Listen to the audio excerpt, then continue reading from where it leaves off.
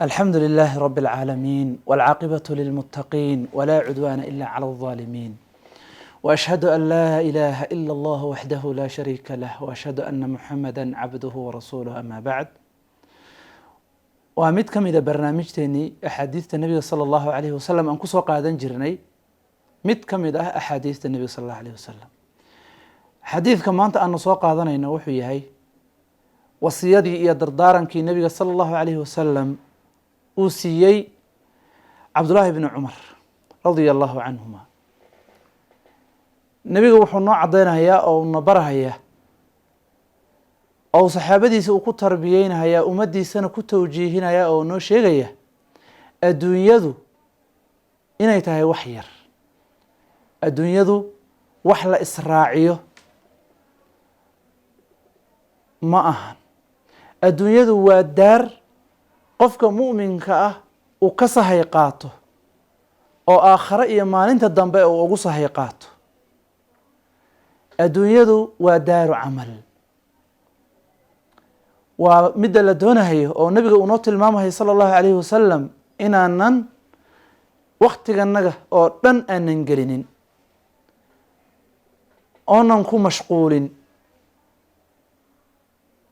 nebiga wuxuu yihi sala allahu calayhi waalihi wasalam xadiidka cabdullaahi bni cumar, cabdullahi bni cumar wuxuu leeyahy nebiga ayaa wuxuu qabtay akhada rasuulu llahi sala allahu calayhi wasalam bimankibaya, nebigaa labada garbood i qabtay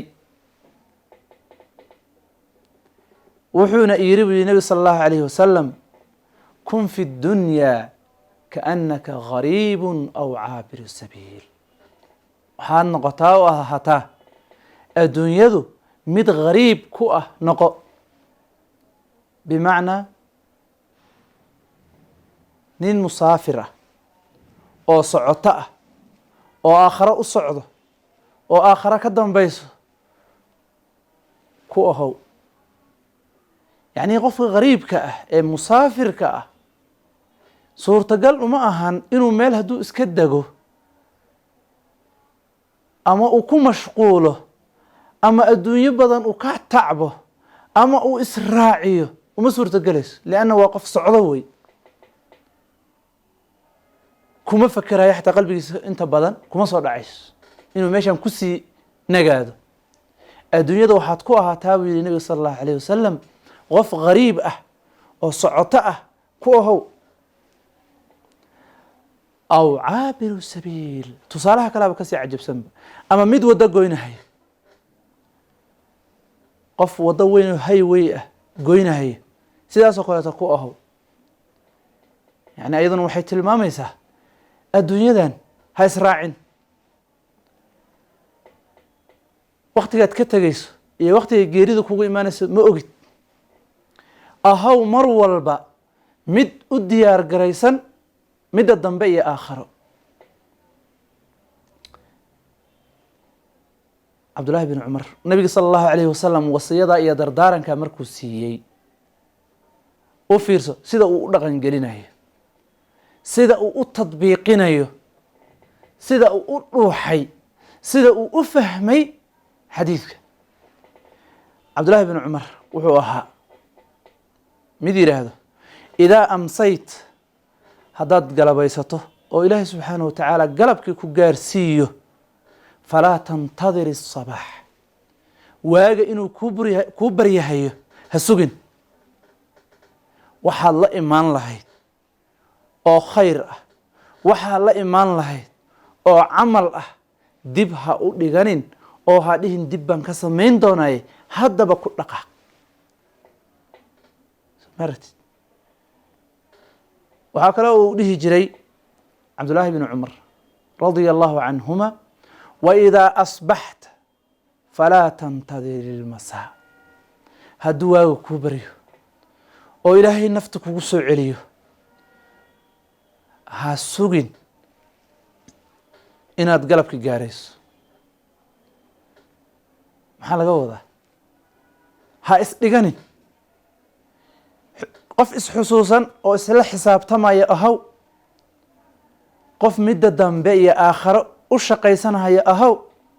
macaasida iska yare, macaasida iska ilaali, sidii haddii lagu dhihi lahaa galabta ayuu waktigaada ku egyahay, geeridaada galabtay tahay haddii lagu dhihi lahaa, laguu cayimi lahaa, laguu sheegi lahaa, maxaad samayn lahayd? Soomaali baan nahayo horta walwal iyo wadna xanuun baaba nafta kaaga dhici lahaydba. bimacnaa ilaahi subxana wa tacaala wuu qariyey lixikamin, xikmado ku jira darteed buu ilaahi subxana wa tacaala u qariyey qof walba waktigiisa iyo geeridiisa waktigay imaanayso. bimacnaa xadiidka wuxuu tilmaamayaa cabdullaahi binu cumar qof diyaarsan ahow, wakti kastay geerida kugu imaan kartaa. arrintaana waxay kugu caawinaysaa oo ay kugu kaalmaynaysaa waktigaada inuu kuu qorshaysnaado, waktigaada inuu kuu noqdo mid mar walba allah subxaana wa tacaala kuu dhoweynayo, hadday tahay cibaadaad, hadday tahay salaad, hadday tahay nawaafil, hadday tahay sadaqaad, hadday tahay ziyaarada ehelka iyo qaraabada, hadday tahay wax kastoo acmaal ah inaad ku dadaasho ayay ku fududaynaysaa.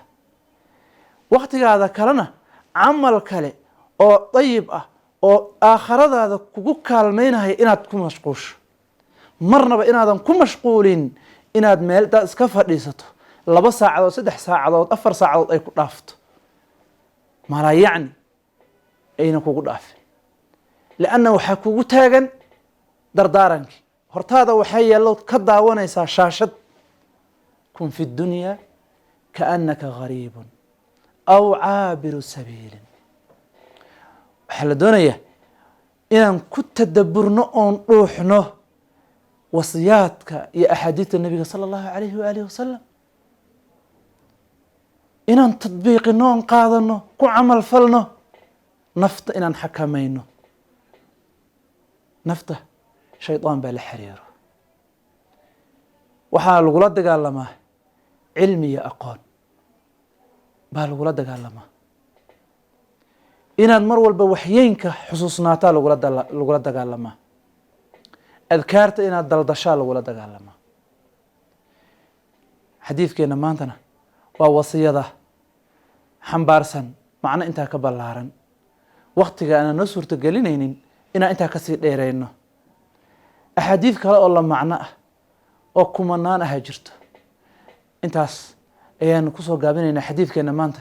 hada billahi towfiiq, وصلى الله وسلم على نبينا محمد وعلى آله وصحبه وسلم.